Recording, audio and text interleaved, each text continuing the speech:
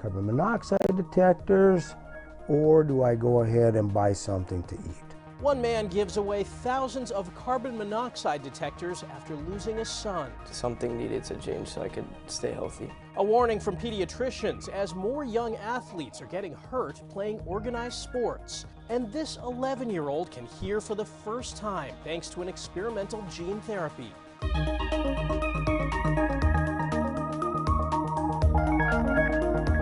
Welcome to Eye on Health, where we focus on stories that affect your physical and mental well-being. I'm Michael George. If the adage is true, you are what you eat, then there's more evidence we're all part of a plastic world. A new test from Consumer Reports found high levels of plastic chemicals in some food products that might surprise you. Bradley Blackburn has the details. A popular brand of soda, a chocolate protein shake, fast food chicken nuggets, and even baby food. Inside all of them, the chemicals found in plastic. It's very hard to avoid these chemicals completely. They're everywhere in food and food packaging. Consumer Reports tested dozens of processed foods for plasticizers called phthalates and found them in almost every single product. But the amount varied wildly, just 22 nanograms per serving in one barbecue sauce, while a canned organic ravioli had more than 53,000. Consumer Reports says they don't know how phthalates got there, whether it's in the raw ingredients or the packaging, or how the products are prepared. They can get there through food production or through contaminated water and soil. It's hard to say at an individual level what the risk is or what a safe level is. John Meeker with the University of Michigan School of Public Health says some studies have found evidence phthalates could increase the risk of multiple health problems, especially with reproduction and hormones. In males, that's things like decreased testosterone, declined sperm quality. In females, that might be counting quality of eggs available.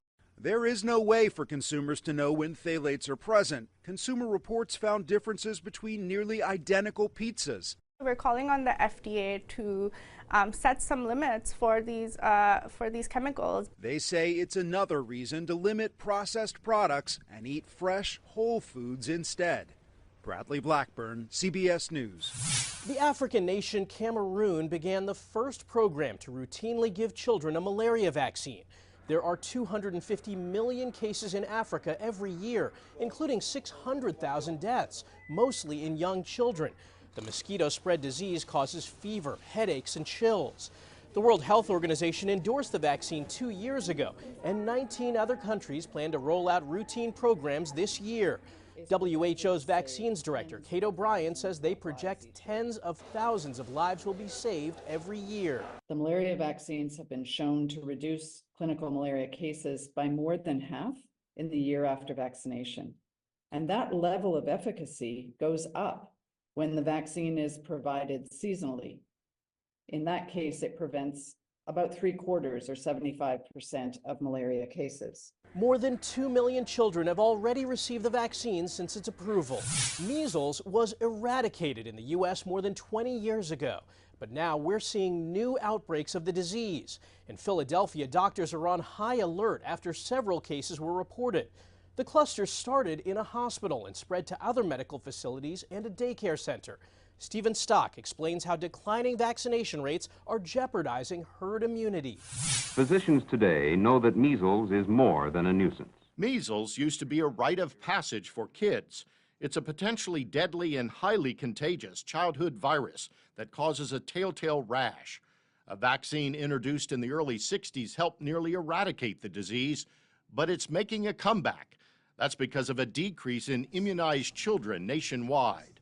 And according to data from the Pennsylvania Department of Health, where there's a current outbreak, during the 2021-2022 school year, 94.3% of kindergartners in Philadelphia County were fully vaccinated with the MMR vaccine. Last school year, that dropped to 92.8%, below the 95% needed for herd immunity. That's really a wake-up call because the real number in many communities is probably far below 93%. Dr. Peter Hotez is co-director of the Texas Children's Hospital Center for Vaccine Development and a professor of pediatrics at Baylor College of Medicine. He says outbreaks like this one are more likely when the rates drop.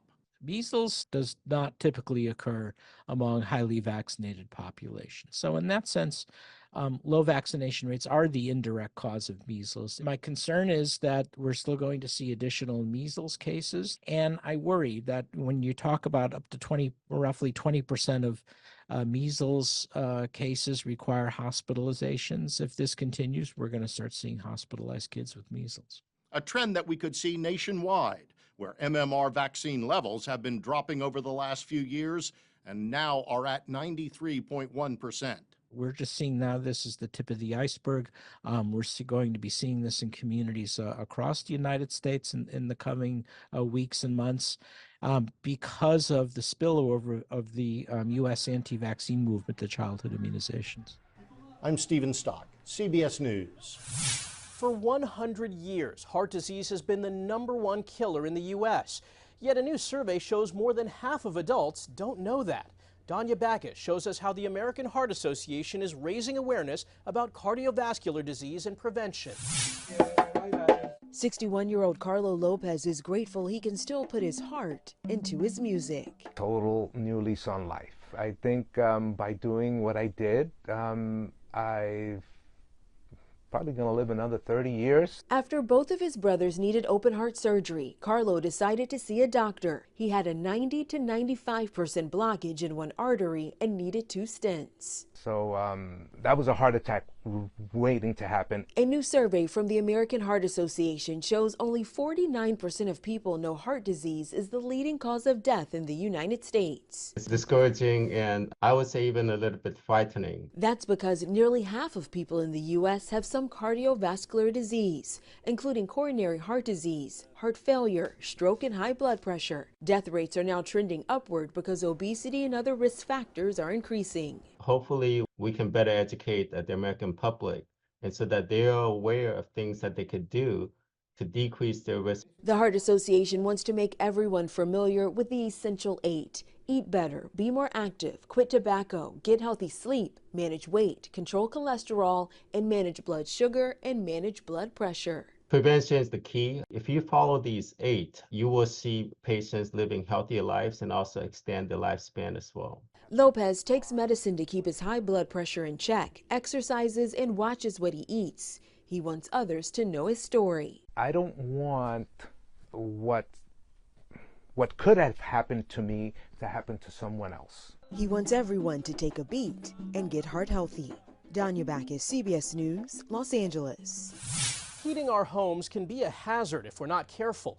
CDC data shows that at least 420 people die from carbon monoxide poisoning every year. 2 decades ago, a Minnesota man's son was one of them. He spoke with Alan Henry about how his pain pushed him to help protect thousands. 11,500 is what we'll surpass this year. William Shirk first started donating carbon monoxide detectors in 2013. The devices, which range in price between $20 to $80, can add up to a pretty penny for some households. And especially in the times that we're in right now, you can go, okay, carbon monoxide detectors, or do I go ahead and buy something to eat? So that's why I generally bring them to food shelves. But compared to the dangers of the gas, Shirk says they're well worth it. It's odorless, tasteless, everything sneaks right in there and it kills you. It's a danger he knows all too well and still finds tough to talk about. It never leaves you, to lose a loved one. Next month will mark 2 decades since his 21-year-old son Keith died inside his home. He went ahead and built himself a basement bedroom and he enclosed a furnace. And he just didn't realize it. As he grieved, Shirk saw more stories of more families going through similar tragedies and eventually started his donations. 2 decades and 11,000 detectors later, he says he doesn't do it to feel good. I don't want to see another family that goes through the guilt and pain of losing somebody that could have been saved by one carbon monoxide detector. The life you save could be closer than you think, and that's what keeps me going. Alan Henry, CBS News, Minneapolis. More than 60 million children and adolescents participate in organized sports. But about 70% get out of the game by age 13 because of injury and burnout. A new report from the American Academy of Pediatrics looks at what doctors say is a growing epidemic of sports-related injuries as children play and train more without resting. Naomi Ruckham has details. 17-year-old TJ Doyle loves playing baseball and football. Throwing those touchdown passes and running the ball, this brings me joy.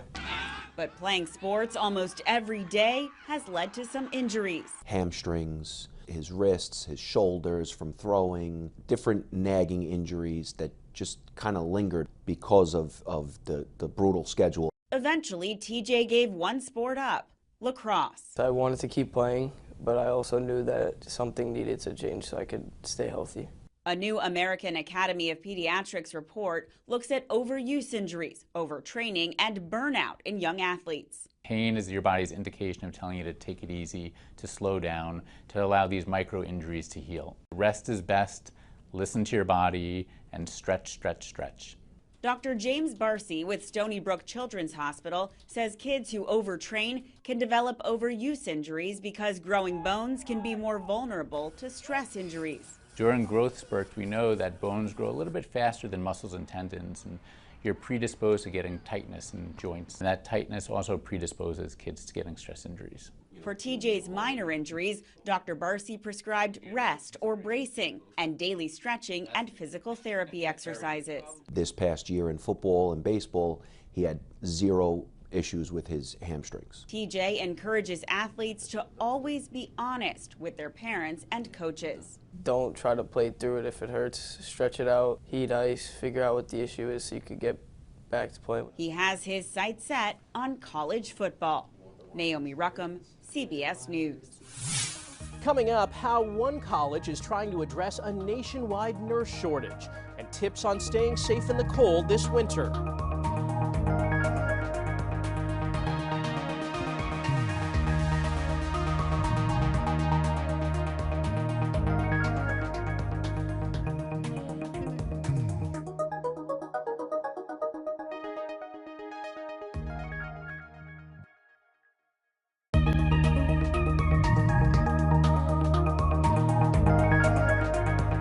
Welcome back. Surgeons in Philadelphia are calling it a breakthrough.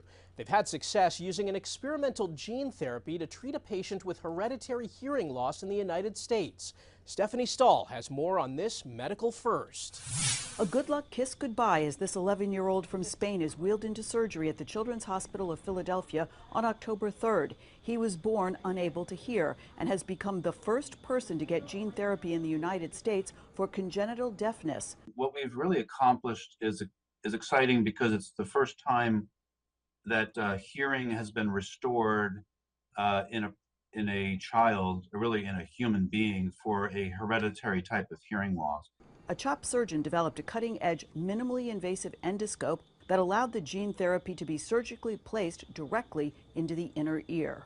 The idea here is to replace a defective gene that a child is born with, restore that gene to the inner ear by literally injecting it into the inner ear. And it's a surgical procedure to do that, but it's exciting because if we can get the gene back in and get it functioning, it should restore hearing. Now, almost 4 months after the operation, he's back for testing and raises his hand, indicating he's hearing. Since receiving the experimental treatment in one ear, the boy's hearing has improved significantly. For safety reasons, the FDA wanted researchers to start with older children and only treat one ear. We've always wanted to be able to restore natural hearing, and we're finally, and we've been waiting 30 years for this to be here, and it's finally here now. And that is restoring a defective gene that you're born with. The boy from Spain was reportedly initially frightened by noises and voices he'd never heard before. Now he says he's enjoying hearing everything.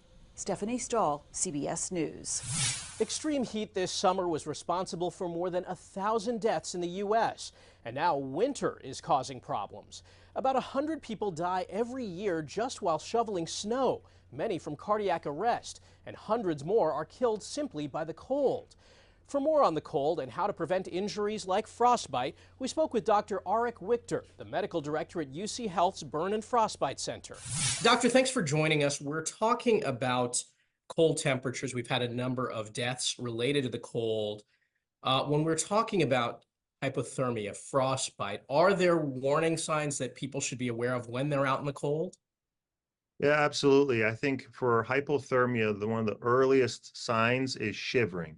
So shivering is the natural body response when your core temperature drops below a certain level that you need to stay warm. For frostbite, it's a little different. People will first experience numbness, tingling at the fingers and toes. And if they look at them, if they see that the fingers are getting white, pale, like they don't have blood flow, that right there is an immediate concern. They should seek, again, shelter, try to rewarm their fingers or toes in warm water, not hot water, 100-degree Fahrenheit, just lukewarm water. And if it's still not coming back the color, they should go to the emergency department.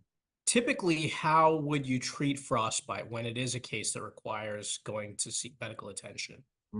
I think for frostbite, it's really important for people to understand that we can treat it as long as it's recognized early. So if you can get to the emergency department, get rewarmed, and we can give you the lytics within 6 to 8 hours, we can save a majority of fingers and toes and feet. After 24 hours, we cannot do that anymore. And then people get, unfortunately, amputations.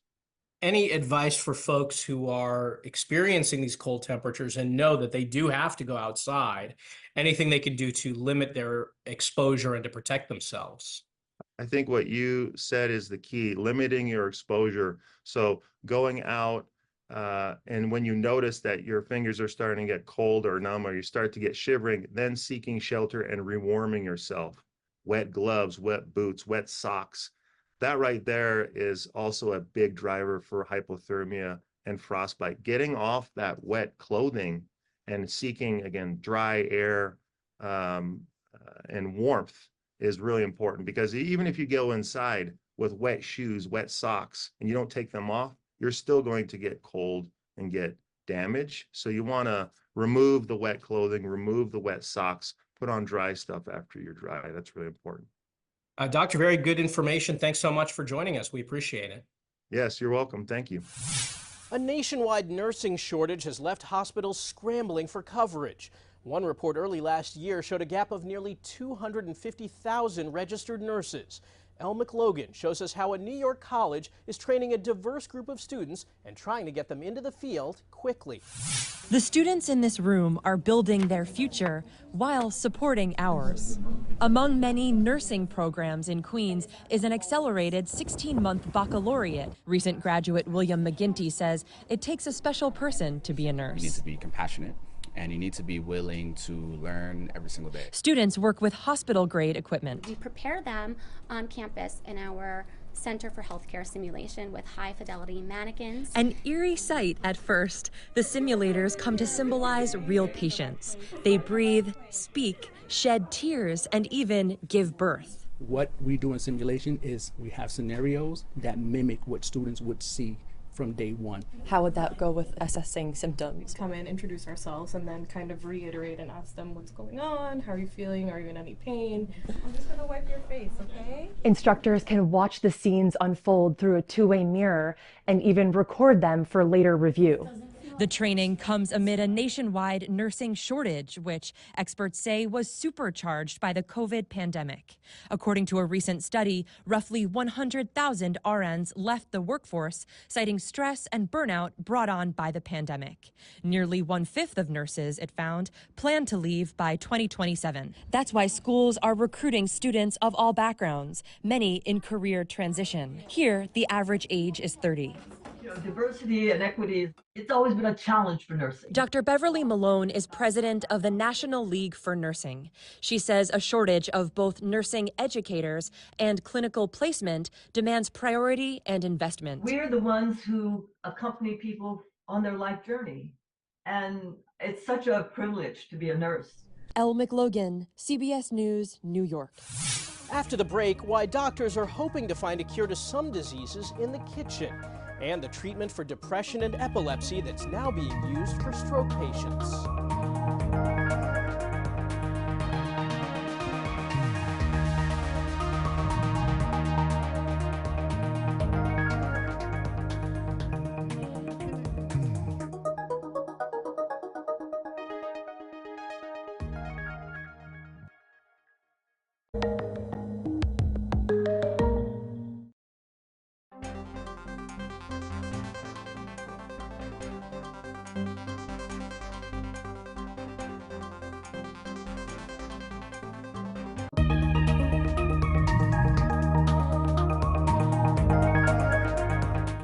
back. 6 out of every 10 adults live with at least one chronic disease, according to the CDC. It's a sobering statistic, but doctors and nutritionists at Mass General Brigham are hoping to change that, not with prescriptions or medical procedures, but with food. Dr. Malika Marshall has more. I'm making a harvest salad. It may look like a set of a television food show, but Lisa Taylor is a dietitian, and she's preparing healthy dishes at Mass General Brigham's new teaching kitchen. The lesson that food is medicine. It means thinking about food and nutrition in the same way that we think about medications and surgeries. Dr. Jacob Mirsky, a primary care physician and medical director of the teaching kitchen, actually prescribes food to patients. They can get the ingredients at a pantry next door, then sample the dishes made in the kitchen. Delicioso. Food is directly related to both the development and progression of chronic diseases, but also can be used to prevent the progression and to treat chronic diseases as well. Some of these are obvious, like diabetes and heart disease. But Dr. Mirsky says foods high in sugar, salt, and unhealthy fats are directly related to cancer, liver disease, stroke, and more. Anxiety and depression are also very closely related to nutrition.